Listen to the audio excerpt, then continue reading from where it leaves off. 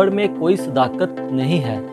Corona vaccine लगवाने वालों को मस्जिदुल हराम जाने, नमाज पढ़ने और उम्रा अदा करने के लिए इजाज़तनामे की ज़रूरत है या नहीं। हरमैन शरीफैन इंतज़ामिया के ज़राए ने सोशल मीडिया पर फैलाई जाने वाली इस खबर की तरदीद की है।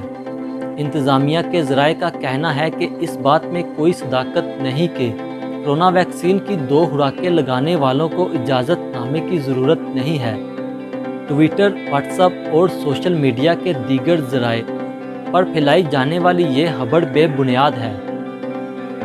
इंतज़ामिया ने कहा कि हरम मक्की शरीफ में ज़ायरीन को मुनज़्ज़म करने के लिए तवक्कलना ऐप से इजाज़तनामा हासिल करना ज़रूरी है। इसके बगैर किसी को भी हरम में दाखिले के लिए या नमाज के लिए या उम्रे की अदायगी की इजाज़त नहीं है। इंतज़ामिया ने ऐसे किसी भी मंसूबे पर गौर नहीं किया, ना कि किसी दूसरे अदारे ने ऐसी कोई बात की है। ऐसी खबरें सोशल मीडिया पर फैलाई जा रही हैं जो बिल्कुल झूठी हैं।